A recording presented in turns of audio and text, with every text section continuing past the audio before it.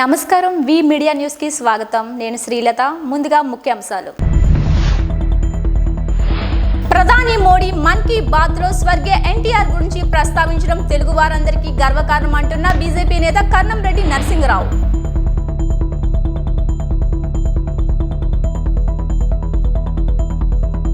దేశంలోని విపక్ష పార్టీల వైఖరిపై నిప్పులు చెరిగిన బీజేపీ రాష్ట్ర అధ్యక్షులు సోము వీర్రాజు।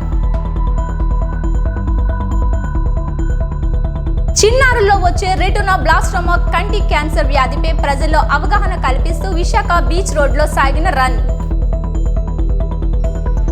కార్మికుల వారసులతోనే ఉద్యోగాలను భర్తీ చేయాలని డిమాండ్ చేసిన జీవీఎంసీ కాంట్రాక్ట్ వర్కర్స్ యూనియన్ నేత వెంకటరెడ్డి। దేశంలోని విపక్ష పార్టీలు అనుసరిస్తున్న విధానాలపై బీజేపీ రాష్ట్ర అధ్యక్షుడు సోము వీర్రాజు తీవ్ర స్థాయిలో విరుచుకుపడ్డారు।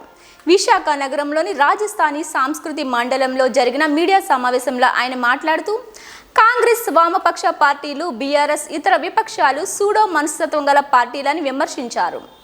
పార్లమెంట్ భవనం బీసీ సామాజిక వర్గం చెందిన వ్యక్తి ప్రారంభిస్తే విపక్షాలు వ్యతిరేకించడంపై మండిపడ్డారు। తెలంగాణ సీఎం కేసీఆర్ నూతనంగా నిర్మించిన అసెంబ్లీ భవనాన్ని రాష్ట్ర గవర్నర్తో ప్రారంభం చేయించారని సూటిగా ప్రశ్నించారు। కొత్త పార్లమెంట్ భవనాలు ప్రారంభోత్సవ కార్యక్రమాన్ని కొన్ని విపక్షాలు బహిష్కరించడంపై మండిపడ్డారు। విపక్షాల తీరు కారణంగా ఎస్టీ మహిళను రాష్ట్రపతిగా ప్రతిపాదిస్తే ఏకగ్రీవంగా కాకుండా ఎన్నిక నిర్వహించాల్సి వచ్చిందన్నారు। మన్ కీ బాత్ కార్యక్రమంలో ప్రధాని నరేంద్ర మోడీ ఎన్టీఆర్ గొప్పతనాన్ని ప్రస్తావించారని ఇది తెలుగు వారందరికీ గర్వకారణమని వీర్రాజు పేర్కొన్నారు। గవర్నర్ పిలిచాడా కేసీఆర్ అని అడుగుతున్నా। సోనియా గాంధీని ఎందుకు పిలిచారు? కొన్ని రాష్ట్రాల్లో ప్రధానమంత్రి ఆయన చేయడంలో తప్పు లేదు, వారిని పిలవకూడదు। దేశంలో క్యాపిటల్ ని ఇనాగ్రేట్ చేసిన సందర్భంలో అక్కడ ఉన్నటువంటి గవర్నర్లు పిలవకుండా సోనియా గాంధీని కూడా పిలవడం వేరే రాష్ట్రాలకి, ఇదన్నిటికి కూడా వాళ్ళ యొక్క భావజాలం రాజరిక వ్యవస్థను తలపించేటువంటి భావజాలం। అలాంటి వ్యక్తులు నరేంద్ర మోడీని ఈవేళ ఏ విధంగా వ్యతిరేకిస్తున్నారు, ఎందుకు వ్యతిరేకిస్తున్నారు, ఏ ఆలోచనతో వ్యతిరేకిస్తున్నారు, ఏ విధానాలతో వ్యతిరేకిస్తున్నారు, ఈవేళ సమాధానం చెప్పాలి। ఈవేళ ప్రపంచ దేశాలన్నీ కూడా నరేంద్ర మోడీ గారిని ఈవేళ ఎంతో ఉన్నతంగా స్వీకరిస్తున్నారు। నరేంద్ర మోడీ గారి ఆర్థిక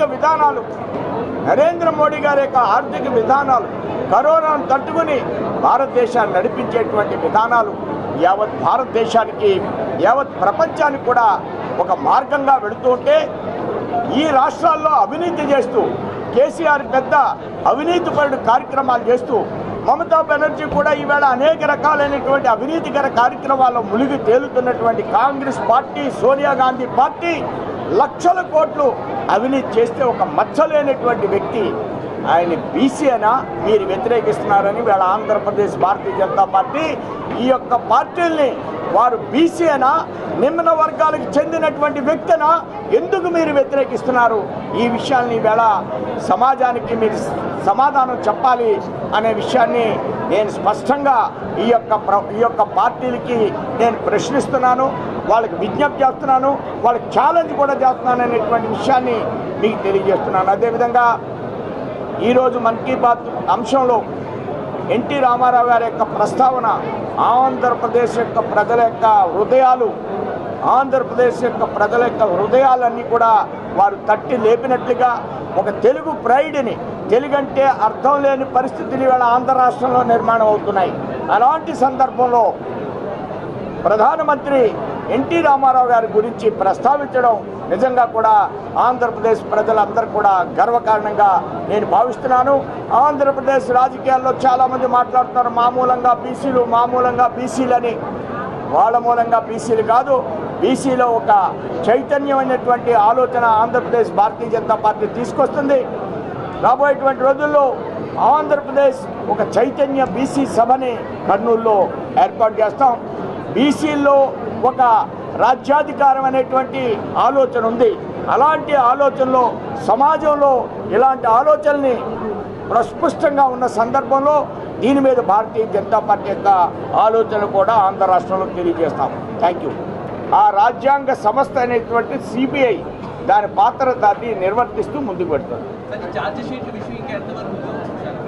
ఇప్పటి వరకు మేము షార్ట్ షీట్ని మండలాల వారీగా అదేవిధంగా అసెంబ్లీ వారీగా వేయడం జరిగింది. 9 సంవత్సరాల నరేంద్ర మోడీ యొక్క ప్రభుత్వ పరిపాలన తీరుతెన్నుల్ని ఈ నెల 30 నుంచి నెక్స్ట్ మంత్ 30 దాకా ఈ పాజిటివ్ కార్యక్రమాన్ని మేము చేస్తాం. 30 అయిన తర్వాత జూన్ 30 తర్వాత జిల్లా స్థాయిలో షార్ట్ షీట్లు, అలానే రాష్ట్ర స్థాయిలో షార్ట్ షీట్లు.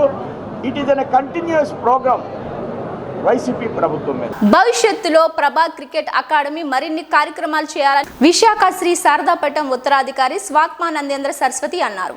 నగరంలోని ఓ హోటల్లో అకాడమీ ద్వితీయ వార్షికోత్సవ వేడుకలు జరిగాయి. వేడుకల్లో ముఖ్య అతిథిగా పాల్గొన్న స్వాత్మానందేంద్ర పలువురి పురస్కారాలు, ప్రశంసా పత్రాలను అందజేశారు. ఆధ్యాత్మికవేత్త సింధు మాతాజీ మాట్లాడుతూ చిన్నతనం నుండి సేవా దృక్పథాన్ని అలవర్చుకోవాలని సూచించారు. మానవ సేవే మాధవ సేవగా భావించి ప్రతి ఒక్కరూ సేవా కార్యక్రమాలు నిర్వహించాలని అన్నారు. కార్యక్రమంలో అకాడమీ ప్రతినిధులతో పాటు బాక్సర్ చందు, గొంప కిషోర్ తదితరులు పాల్గొన్నారు. సంపత్ అంటారు. నేను హైదరాబాద్ నుంచి వచ్చాను. అండ్ నేను ఇక్కడికి వైజాగ్ రావడం కారణం ఏంటంటే మన ప్రభా గారు cricket academy and 2nd anniversary ఇది. అలాగే ప్రభా హోమ్ అని చెప్పేసి తను సోషల్ చాలా చేశాడు. అండ్ చాలా మంచి వ్యక్తి. నాకు బెస్ట్ సపోర్టింగ్ అవార్డు అనేది ఇవ్వడం కోసం నన్ను ఇన్వైట్ చేశాడు హైదరాబాద్ నుంచి. అండ్ ఈ ప్రోగ్రామ్కి వచ్చినందుకు నాకు చాలా సంతోషంగా ఉంది. అండ్ ప్రభా గారు ఇలాగే ఎన్నో సోషల్ చేయాలి, పబ్లిక్తో మంచి పేరు తెచ్చుకోవాలి అని నేను కోరుకుంటున్నాను. సింధు మాతాజీ భద్రకాళి పీఠం నుంచి ఇక్కడికి రావడం జరిగిందన్నమాట. ప్రభా క్రికెట్ అకాడమీ వాళ్ళు ఈరోజు అవార్డ్స్ అనేది అనౌన్స్ చేయడం జరిగింది. నవీన యువ ఆధ్యాత్మిక అవార్డు అనేది నాకు ఇవ్వడం జరిగింది. ఈ అవార్డు తీసుకున్నందుకు నాకు చాలా సంతోషంగా ఉంది. ఈ ప్రస్తుత పరిస్థితుల్లో హిందూ సంస్కృతి సాంప్రదాయాల మీద దాడులు అనేవి అనేకం జరుగుతున్నాయన్నమాట. మన యువతకి మన సంస్కృతి మీద, మన ఆచారాల మీద, చుట్టూ ఉన్న పరిస్థితుల మీద, హిందుత్వం మీద అవగాహన కల్పించాల్సిన అవసరం ఎంతైనా ఉంది. నేను మన సంస్కృతి మీద, సాంప్రదాయాల మీద ప్రస్తుతం ఉన్న యువతకి అవగాహన అనేది కల్పించాలని భద్రకాళి పీఠం అనేది స్థాపించడం జరిగింది. అక్కడ కార్యక్రమాలన్నీ యువతని హిందుత్వం వైపు తీర్చిదిద్దడం కోసం జరుగుతూ ఉంటాయి. అంటే నాకు ఫస్ట్ ఆఫ్ ఆల్ ఈ అవార్డు ఎందుకు ఇస్తున్నాడు ఏంటి అనేది అంటే నాకు క్లారిటీ లేదు. ఎందుకంటే నేను హైదరాబాద్లో చుట్టుపక్కల అక్కడక్కడ ఏదైనా ఎవరికైనా అవసరం ఉంటే చిన్న చిన్న సహాయాలు చేస్తున్నాను, హెల్ప్ చేస్తున్నాను. బట్ ప్రభా గారు నన్ను ఒక 1 year నుంచి కాంటాక్ట్లో ఉన్నాడు. సార్ మిమ్మల్ని కలవాలి చేయాలి అంటే ఎన్నిసార్లు కలిసిన అన్నా కూడా నేను బిజీ ఉన్నాను. సో మళ్ళీ కూడా మొన్న లాస్ట్ 15 days నుంచి బాగా ఫోర్స్ చేసి కలవమంటే కలిశాను. అక్కడికి వచ్చిన తర్వాత చెప్పాడు నాకు, సార్ మీకు ఎప్పటి నుంచో అనుకుంటున్నాను, మీరు ఏదైతే సోషల్ వర్క్ చేస్తున్నారో, మీరు ఆపదలో ఉన్న వాళ్ళకి ఏదైతే ఆదుకుంటున్నారో అది నాకు బాగా నచ్చింది. సో దాన్ని బేస్ చేసుకొని నేను ఎప్పటి నుంచి అనుకుంటున్నాను బెస్ట్ హ్యూమానిటేరియన్ అవార్డు ఇవ్వాలని చెప్పేసి. సో నాకు అర్థం కాలేదు అప్పుడు. కానీ ఎందుకు ప్రభా అంటే అంత నేను చేసిన పనులు అయితే నాకైతే గొప్పగా అయితే అనిపించట్లేదు. సో దానికి నువ్వు ఇంత ఎందుకు అవుతున్నావు అంటే, లేదు సార్ ఒక మనిషి సాయం చేసి అనేది గొప్ప వరం సార్, అది మామూలు విషయం కాదు అన్నప్పుడు, సరే లేదు ప్రభా నాకైతే ఆ ఫీల్ లేదు, మీరైతే ఇస్తుంటున్నారు. కానీ నేను చేసే పనుల వల్ల కొంతమంది ఇన్స్పైర్ అయ్యి చాలా పనులు చేస్తున్నారు, చాలామంది మెసేజ్ చేస్తున్నారు. సో నాకు అనిపించింది నేను చేస్తున్న విషయాన్ని సొసైటీకి చెప్పి, సొసైటీలో అంటే నేను ఎందుకు ఫీల్ అవుతున్నాను, ఏం ఫీల్ అవుతున్నాను, చేయడం వల్ల ఏమొస్తుందని చెప్తే ఎంతో కొంతమంది ఇన్స్పైర్ అవుతారు, చేస్తారు అన్న ఒకే ఒక ఉద్దేశంతో నేను వైజాగ్ రావడం జరిగింది. ప్రభా గారికి మాట ఇచ్చాను, వచ్చాను ఇక్కడికి. సో నా పేరు ఇంద్రసేన. రీసెంట్లీ రిలీజ్ అయిన శాసనసభ యాజ్ ఏ హీరోగా నటించాను. మా ప్రొడ్యూసర్ షణ్ముఖ్, మా friend Siddhi Reddy. So first of all ఏంటంటే మా ఇక్కడ ఇన్వైట్ చేసినందుకు ప్రభా గారికి రియల్లీ థ్యాంక్స్ చెప్పుకుంటున్నాను. ఎందుకంటే నేను మూవీలో రియల్ హీరోనైతే నిజమైన హీరో మా ఫ్రెండ్ సిద్ధిరెడ్డి. ఎందుకంటే ఆయన చేసే వర్క్స్ కానీ ఎవ్రీడే చూస్తూ ఉంటాను నేను. సో ఆయన సంపాదించే దాంట్లో అంటే ముందుగా అంటే అమౌంట్ వస్తున్నాయి, ఇది చేస్తున్నా, దీంట్లో నాకు ఇంత డబ్బు వస్తుంది, అవి రాకముందే బయట నుంచి డబ్బు తెచ్చి హెల్ప్ చేసే గుణం ఉంది. అందుకే రియల్ హీరో మా ఫ్రెండ్. నిజంగా చెప్తున్నా, చాలా గర్వంగా ఫీల్ అవుతున్నాను. Really thank you so much ఇక్కడ ఇన్వైట్ చేసినందుకు. ఎందుకంటే మంచి మెసేజ్ వెళ్తుంది. సో మనం చేసే ఎంతో గొప్ప పని అందరికి తెలిసి వాళ్ళు కూడా ఇన్స్పైర్ అయ్యి, నిజంగానే మా డార్లింగ్ చెప్పినట్టు అందరూ అంతో ఎంతో కొద్దిగా హెల్ప్గా ఉంటారని అనుకుంటున్నాం. Thank you so much. Visakha TDP జిల్లా కార్యాలయంలో పార్టీ వ్యవస్థాపక అధ్యక్షులు మాజీ ముఖ్యమంత్రి దివంగత ఎన్టీఆర్ శత జయంతి వేడుకలు ఘనంగా జరిగాయి. కార్యాలయ ప్రాంగణంలో ఉన్న ఎన్టీఆర్ భారీ విగ్రహానికి పార్టీ నాయకులు కార్యకర్తలు పూలమాలలు వేసి నివాళులర్పించారు. అనంతరం కార్యాలయం లోపల కేక్ కట్ చేసి ఎన్టీఆర్ జోహార్ అంటూ నినాదాలు చేశారు. ఈ సందర్భంగా పార్టీ సీనియర్ నాయకులు హర్షవర్ధన్ మాట్లాడారు. ఎన్టీఆర్ను యుగ పురుషునిగా కీర్తించారు. ఆయన ఆశయ సాధనకు పార్టీ శ్రేణులు అభిమానులంతా పునరంకితమవుతామన్నారు.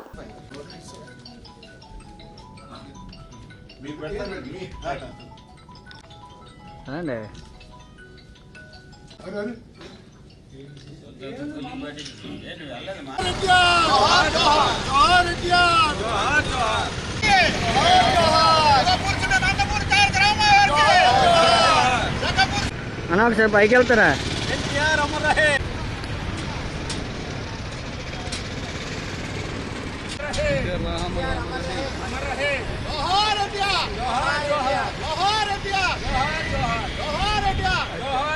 జీవీఎంసీ అధికారుల వైఖరి నిరసిస్తూ సోమవారం టోకెన్ సమ్మె చేస్తున్నట్లు జీవీఎంసీ కాంట్రాక్ట్ వర్కర్స్ యూనియన్ గౌరవ అధ్యక్షులు పెదకంశెట్టి వెంకటరెడ్డి తెలిపారు. విశాఖ నగరంలోని సిఐటియు కార్యాలయంలో జరిగిన మీడియా సమావేశంలో ఆయన మాట్లాడుతూ జీవీఎంసీ అధికారులు ఉద్యోగ నియామకాల్లో అనుసరిస్తున్న విధానాలపై మండిపడ్డారు. కరోనా కాలంలో ప్రజలకు విశేషమైన సేవలు అందించిన పారిశుద్ధ్య, నీటి సరఫరా, యూజీడీ చెత్త తరలించి ఉద్యోగుల పిల్లలతోనే పోస్టులను భర్తీ చేయాలని డిమాండ్ చేశారు. ఖాళీగా ఉన్న 482 పోస్టులను కార్మికుల వారసులకు ఇవ్వాలని అన్నారు. క్లాబ్ డ్రైవర్లు, మలేరియా, వెటర్నరీ, నీటి సరఫరా, యూజీడీ, పార్కుల్లో పనిచేసే కార్మికులకు సెమీ స్కిల్డ్ వేతనాలు చెల్లించాలని డిమాండ్ చేశారు. పనిచేసే కార్మికుల పిల్లలకు కేవలం 72 పోస్టుల్లో మాత్రమే భర్తీ చేస్తామని పేర్కొనడాన్ని వెంకటరెడ్డి తప్పుపట్టారు. జీవీఎంసీ కమిషనర్ వర్మ తీరును ఉద్యోగ నియామకాల విషయంలో ఎండగట్టారు. కార్మికులకు అన్యాయం చేస్తే సహించేది లేదని హెచ్చరించారు. అట్లాగే కుట్రపూరితం, మోసపూరితంగా వ్యవహరించడం వల్ల రేపు ఒకరోజు టోకెన్ సమ్మె జీవీఎంసీలో చేయాలని, జూన్ 19వ తారీఖు నుండి నిరవధి సమ్మెలోకి వెళ్ళాలని చెప్పేసి GVMC contract workers union CIT నిర్ణయించింది. కారణం ఏమిటంటే ఈ కొత్తగా వచ్చినటువంటి కమిషనరు అన్నీ పారదర్శకంగా ఉంటాయి అని చెప్పేసి నమ్మబలుకుతూ ఉన్నారు. ఆల్రెడీ డెత్ పోస్టులకు సంబంధించి అలాగే 60 సంవత్సరాలు పూర్తయ్యారని రిటైర్ అయ్యారని చెప్పేసి అని ఆపేసినటువంటి వాళ్ళు కానీ, అనారోగ్యంతో లాంగ్ సిక్ అయినటువంటి వాళ్ళు కానీ, ఈ పోస్టులన్నీ కూడా ఆల్రెడీ స్క్రూటినీ అయిపోయినాయి. గతంలో స్క్రూటినీ కమిటీ 3 ఉన్నటువంటి కమిటీ స్క్రూటినీ చేశారు. ఈయన వచ్చిన తర్వాత కార్పొరేటర్లకి ఈ పోస్టులు పంచడం కోసం అనేకమైన ఆంక్షలు పెట్టేసి ఈ రోజున ఆ ప్రయత్నాలు అవి చేస్తూ ఉన్నారు. 310 మంది ఉన్నటువంటి ఈ డెత్ అట్లాగే లాంగ్ ఆబ్సెంట్ ఉన్నటువంటి వాళ్ళకి ఈరోజు 144 అని చెప్పేసరి కుదించి, మరి అందులో 77 మాత్రమే ముందు ఇస్తాము, ఆ తర్వాత మిగతాన్ని కూడా వెరిఫికేషన్ చేస్తాము, రికార్డులన్నీ చూసి అని చెప్పేసి అని ఆ రకమైనటువంటిది ఏదో పారదర్శకంగా ఉన్నట్టుగా మాట్లాడుతున్నారు. ఇది తప్పది. ఎందువల్లంటే ఇది కేవలం ఇలా కుదించడం ద్వారా కార్పొరేటర్లకి ఇప్పటికే 300 మందికి వర్క్ ఆర్డర్ కమిషనర్ గారు ఇచ్చారు. ఆ 300 మందిని ఈరోజు కార్పొరేటర్లు 2 లక్షలు అట్లాగే 3 లక్షలు 4 లక్షలకి అమ్ముకుంటున్నారని చెప్పేసి గుప్పమైన అందరికీ తెలిసినటువంటి బహిరంగ రహస్యం. దీని మీద మేము కంప్లైంట్ ఇచ్చాం. అసలు ఈ పోస్టులు తీయకుండా కొత్త వాళ్ళు మీరు ఎలాగా 300 మంది వేసుకుంటారని మేము అడిగాం. రెండవది ఆ టెంపరీ అంటారు. టెంపరీలో ఉంటే నువ్వు కార్పొరేషన్ తాలూకు తీర్మానం లేకుండా మీరు ఎలాగా 300 మంది వేశారు? మరి కార్పొరేషన్ తీర్మానం ప్రకారం 482 మంది ఆమోదించేదే కార్పొరేషను. మరి వీళ్ళు ఎందుకు ముందు తీసుకోలేదు? వీళ్ళు తీసుకోకుండా 300 మందిని వచ్చి వాళ్ళకి పర్మనెంట్ ఉద్యోగులు అలాగే ఆప్కాస్ ఉద్యోగులు ఎవరైతే ఉన్నారో వాళ్ళకి ఏ విధంగా ఫేషియల్ రేటింగ్ తీస్తున్నారో అలా తీస్తున్నారు. టెంపరీ వాళ్ళకి ఎలా తీస్తారు? ఇది కేవలం ఇది కుట్రమో మోసం తప్ప మరొకటి కాదు. అందుకని వాళ్ళు ఆపాలి, అవినీతిని ఆపాలని చెప్పేసి మేము డిమాండ్ చేస్తున్నాము. ఈ 482 మంది ఏదైతే ఉన్నారో ఎక్స్క్లూజివ్గా వీళ్ళు కరోనా కాలంలోనూ కూడా ప్రాణాలకు తెగించి ప్రజలకు సేవలు అందించారు. ప్రజలందరూ ఇళ్లలో ఉంటే పారిశుద్ధ్య కార్మికులు కానీ, నీటి సరఫరా కార్మికులు కానీ, యూజీడీ కార్మికులు కానీ పబ్లిక్గా వచ్చి ప్రజలకి సేవలు అందించారు. అట్లాంటి కార్మికులు తాలూకు వాళ్ళ తెగించి ప్రాణంతో పనిచేస్తే వాళ్ళు హక్కు ప్రకారంగా ఒప్పందం ప్రకారంగా వాళ్ళకి ఉద్యోగాలు ఇవ్వడం మానేసి ఈ రోజున కుదించే పద్ధతిలో చేయడం అన్నది దుర్మార్గమైనటువంటిది. ఇది ఒకటే కాదు, 482 కాదు, వాట్సాప్లో కానీ యూజీడో కానీ ఇతర అవుట్సోర్సింగ్ డిపార్ట్మెంట్ మొత్తం 700 ఖాళీలు ఉన్నాయి. ప్రధాని 101వ మన్ కీ బాత్లో తెలుగువారికి ప్రపంచవ్యాప్తంగా గుర్తింపు తెచ్చిన ఎన్టీఆర్ గురించి మోడీ ప్రస్తావించడం పట్ల గాజువాక నియోజకవర్గం బీజేపీ కన్వీనర్ కర్నంరెడ్డి నరసింగరావు హర్షం వ్యక్తం చేశారు. బీజేపీ ఓబీసీ మోర్చా ఆధ్వర్యంలో రాజస్థానీ సంస్కృతి మండల్లో జరిగిన ప్రధాని నరేంద్ర మోడీ మన్ కీ బాత్ కార్యక్రమంలో పలు కుల సంఘాల నాయకులు, బీజేపీ నేతలు, కార్యకర్తలు పెద్ద సంఖ్యలో పాల్గొన్నారు. కర్నంరెడ్డి ఆధ్వర్యంలో గాజువాక నియోజకవర్గం నుండి అనేక మంది ర్యాలీగా వచ్చి ఈ కార్యక్రమంలో పాల్గొన్నారు. ఈ సందర్భంగా ఆయన మాట్లాడుతూ ప్రధాని నరేంద్ర మోడీ మన్ కీ బాత్ కార్యక్రమంలో స్వతంత్ర సమరయోధుడు వీర సావర్కర్, మాజీ సీఎం ఎన్టీఆర్ గురించి మాట్లాడడం జరిగిందని చెప్పారు. ప్రధాని మోడీ ఎన్టీఆర్ గురించి మాట్లాడడం ప్రపంచవ్యాప్తంగా ఉన్న తెలుగు వారందరికీ ఎంతో గర్వకారణమన్నారు. ఈ సందర్భంగా బీజేపీ రాష్ట్ర అధ్యక్షుడు సోము వీర్రాజుకి ప్రత్యేక ధన్యవాదాలు తెలిపారు.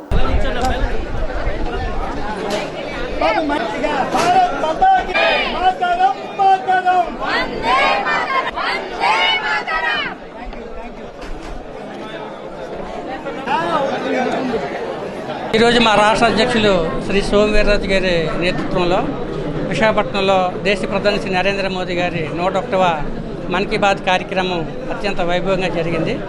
ఓబీసీ మోర్చా ఆధ్వర్యంలో ఈ కార్యక్రమం విజయవంతంగా నడిచింది. ఈ కార్యక్రమంలో పలు కుల సంఘాలు, బీసీ నాయకులు, ఓబీసీ నాయకులు అందరూ కూడా స్వచ్ఛందంగా పాల్గొనడం జరిగింది. అందులో భాగంగా మా గాజువాక అసెంబ్లీ నియోజకవర్గం నుంచి 206 మంది మేము కార్లు, ఆటోలను ర్యాలీగా వచ్చి ఈ కార్యక్రమంలో పాల్గొన్నాం.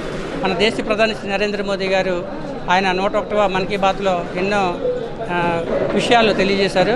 అందులోనూ ఈరోజు మన స్వాతంత్ర సమరయోధులు శ్రీ వీర సావర్కర్ గారి గురించి, అదేవిధంగా మన తెలుగువారి గుండె చెప్పుడు మాజీ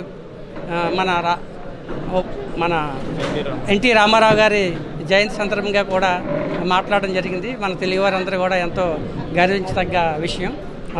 LV Prasad eye institute, GMR Varalakshmi campus Visakhapatnam సంయుక్తంగా ఆర్కే బీచ్ రోడ్లో విటతాన్ రన్ నిర్వహించాయి. 3 విభాగాల్లో నిర్వహించిన రన్కు విశేష స్పందన లభించింది. ఆర్కే బీచ్ కాళీమాత గుడి నుండి ఈ 3 కేటగిరీల రన్ ప్రారంభమైంది. ఈ సందర్భంగా LV Prasad eye institute doctor Neha Ghosh మీడియాతో మాట్లాడారు. రెటినోబ్లాస్టోమా కంటి క్యాన్సర్ వ్యాధిపై అవగాహన పెంపొందించేందుకు ఈ రన్ నిర్వహించినట్లు చెప్పారు. ఈ క్యాన్సర్ వ్యాధి బారిన ఎక్కువగా పిల్లలు పడుతున్నారని ఆవేదన వ్యక్తం చేశారు. పిల్లల్లో సంభవించి ఈ కంటి వ్యాధి క్యాన్సర్ గురించి తల్లిదండ్రులు అవగాహన కలిగి ఉండాలని అన్నారు. ప్రజల అవగాహన పెంపొందించుకున్న నాడే ఈ క్యాన్సర్ వ్యాధి వ్యాప్తి చెందకుండా అరికట్టడం సాధ్యం పడుతుందని అన్నారు. రన్ నిర్వహణ ద్వారా వచ్చే నిధులతో పేద రోగులకు ఉచితంగా వైద్య సేవలు అందించేందుకు వినియోగిస్తామని డాక్టర్ నేహా ఘోష్ చెప్పారు.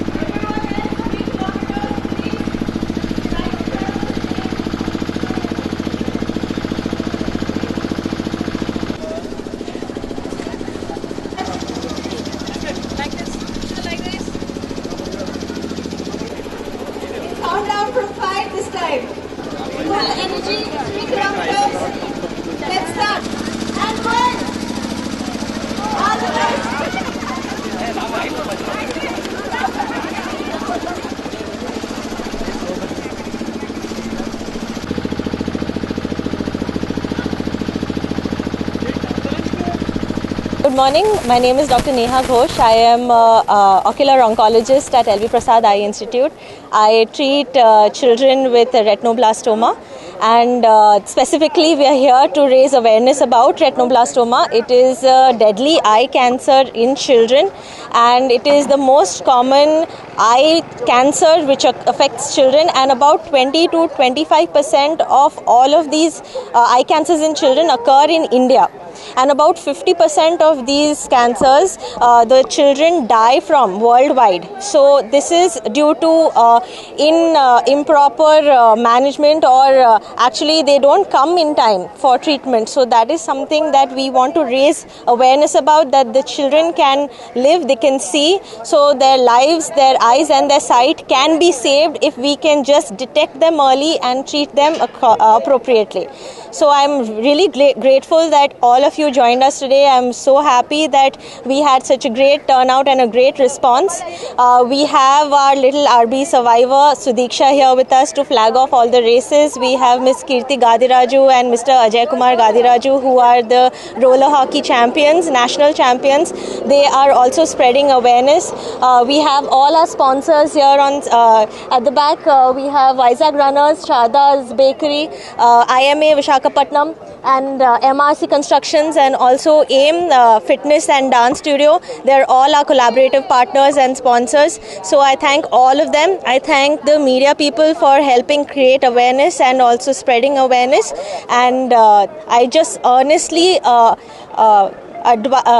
request everyone to just be aware of this condition and spread awareness about this condition. Eye cancer in children, one of the most important and most prominent features is the white reflex inside the child's eye. That is a white glow or a white reflex inside a child's eye.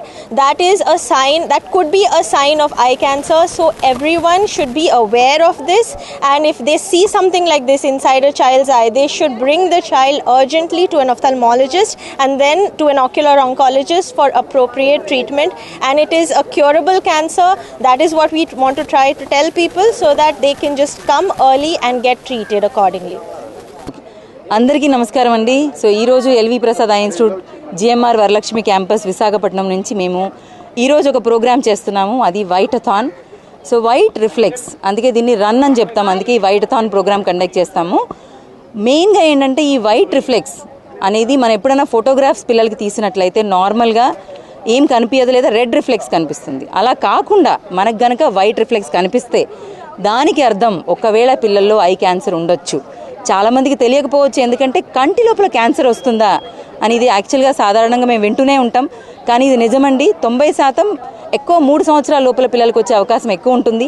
మీ పిల్లల్లో కనుక మీరు ఫోటోగ్రాఫ్లో white reflex చూసినట్లయితే తప్పనిసరిగా eye checkup చేయించుకోండి. ఇది ముఖ్యంగా awareness మీ అందరిలో తెలియడం కోసం ఈ ప్రోగ్రామ్ చేస్తున్నాము. రెండోది ఫండ్ రైజ్ కోసం, ఎందుకంటే ఎంతోమంది పిల్లలు యాక్చువల్గా ఐ క్యాన్సర్ బ్రెయిన్కి స్ప్రెడ్ అయిన తర్వాత చనిపోయే అవకాశం కూడా ఉంటుంది. లైఫ్ని సేవ్ చేయడం, కంటిని సేవ్ చేయడం అనేది ముఖ్య ఉద్దేశం ఇక్కడ, చూపుతో పాటు. సో అందుకోసమే మీ అందరూ ఇందులో తెలుసుకోవాలని, ఒకవేళ అలాంటిది ఎవరైనా మీరు నోటీస్ చేసినట్లయితే తప్పనిసరిగా ఐ చెకప్ చేసుకోవాలని, ఏ పిల్లలు కూడా డబ్బు లేదని కానీ, లేదంటే ఐ క్యాన్సర్ ముందుగా గుర్తుపట్టకపోవడం వల్ల కానీ కంప్లీట్గా లైఫ్ లాస్ అవ్వకుండా ఉండడం కోసం ఈ అవేర్నెస్ ప్రోగ్రామ్ వైటథాన్ మేము చేస్తున్నాం. ఇది రెండవసారి సెకండ్ ఎడిషన్గా చేస్తున్నామండి. Visakhapatnam beach road, RK beach road, Kali Mandir temple దగ్గర 28th May. So thank you అండి. ఈరోజు మీ అందరూ పార్టిసిపేట్ చేసినందుకు. More than 400 members, Vizag runners, Indian medical association, GITAM university, Madhu fitness centre and మా డోనర్స్ చాలామంది ఇందులో చాలా స్పాన్సర్ చేశారు. అందరికీ థ్యాంక్ యూ అండి ఫర్ పార్టిసిపేషన్. ఈ వార్తలు ఇంతటితో సమాప్తం. తిరిగి తాజా సమాచారంతో మరో వి మీడియా బులెటిన్లో కలుసుకుందాం. అంతవరకు సెలవు. నమస్కారం.